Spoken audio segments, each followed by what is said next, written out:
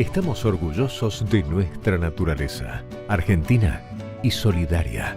Banco Credicop, 261 filiales en todo el país. Banco Credicop Cooperativo, argentino.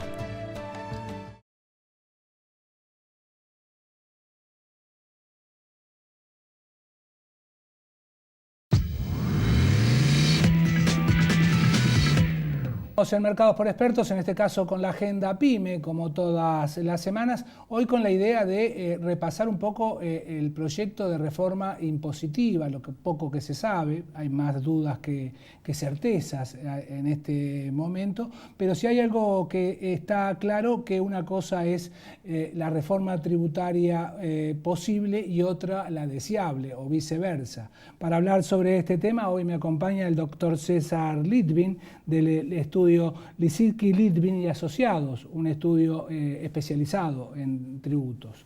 Buen día, doctor Litvin, gracias por acompañarme. Un gusto estar acá con ustedes. Gracias. Tratando de esclarecer un poco un tema tan árido. Efectivamente. Y tan doloroso cuando se tiene que pagar, ¿no? Efectivamente, a nadie le gusta pagar impuestos. Y es doloroso, ¿no? Porque en los últimos años hemos visto cómo se ha incrementado la presión fiscal en la última década, y esa presión fiscal resta competitividad. Entonces, hoy estamos necesitando poner el foco en una reforma tributaria que va a tener distintas etapas. Es imposible en una sola arreglar todo este sistema tributario que está muy contaminado, con impuestos distorsivos, con normas que se contradicen, con situaciones inequitativas. Entonces va a haber que asumir que curar este enfermo va a llevar distintas etapas. Va a tener su costo. Y va a tener distintas etapas.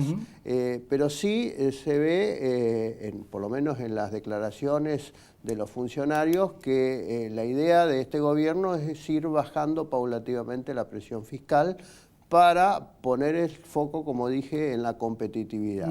Desde ese punto de vista tenemos mucho por hacer. Nuestro costo laboral entre cargas sociales y impuesto a las ganancias que pagan los trabajadores es poco competitivo respecto a los países vecinos. O sea, que habría que hacer foco de alguna forma en las cargas sociales. En las cargas sociales, en ingresos brutos. En el costo sindical, y el ingresos brutos es el peor impuesto, está en el podio del peor impuesto que afecta la competitividad. No, es un impuesto que recaudan las provincias. Es un impuesto que se dejó de aplicar en la década del 40 en Europa, porque es distorsivo, porque es acumulativo, porque repotencia el precio más de lo que genera de recaudación, y afecta obviamente la competitividad de nuestros productos porque afecta el precio en las exportaciones. No hay devolución de este impuesto cuando alguien exporta. Como hay del IVA. Como hay del IVA. Justamente en Europa se cambió, se sustituyó este impuesto de ingresos brutos por IVA. En la Argentina tenemos los dos impuestos. Entonces, ingresos brutos, no cabe ninguna duda que es un impuesto malo, perverso, tóxico a la economía, que hay que eliminarlo. De todas formas. Pero tenemos un problema. En algunas provincias representa casi el 80% de la recaudación de impuestos propios. Entonces, ¿cómo le sacamos el chupetín al nene, no? ¿Cómo le sacamos a los gobernadores estos ingresos? Yo creo que la reforma tributaria viene junto con un rompecabezas, donde hay que ir armando. El primer punto es qué gasto público estamos dispuestos a financiar. Desde este punto de vista, yo creo que dentro de toda esta normativa que se va a conocer, hay una normativa de responsabilidad en el gasto por parte de las provincias. Las provincias van a tener que poner límite a su gasto público. O sea, esto equivale a decir que tienen que ajustar seguramente sus dotaciones u otros gastos, pero van a tener que ajustar. Exactamente. Por el otro lado, hay un dato muy importante. En el año 2016, 11 provincias aumentaron las alícuotas de ingresos brutos.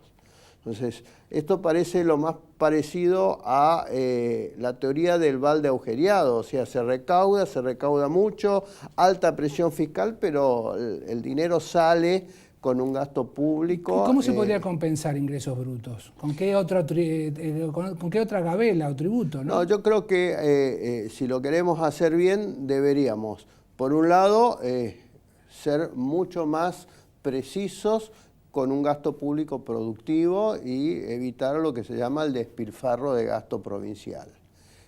Ahí no ha habido límites, han gastado lo que han podido gastar y lo que han querido gastar, entonces yo creo que hay que pedirle a los gobernadores un acto de responsabilidad y patriotismo. ¿No?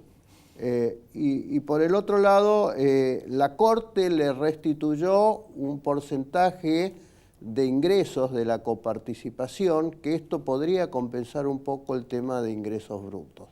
Quizás no alcance en algunas jurisdicciones, pero yo creo que apelo a esa responsabilidad y a ese compromiso con el futuro del país del lado de nuestros gobernantes.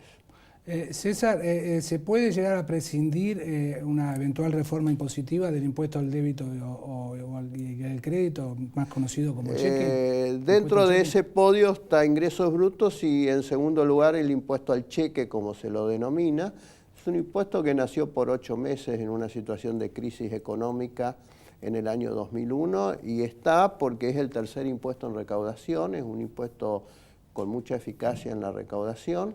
Pero es un impuesto que le hace también un daño terrible a la economía porque no mide capacidades económicas, que es lo que debe medir un impuesto para captar del sector privado al sector público, sino que mide transacciones.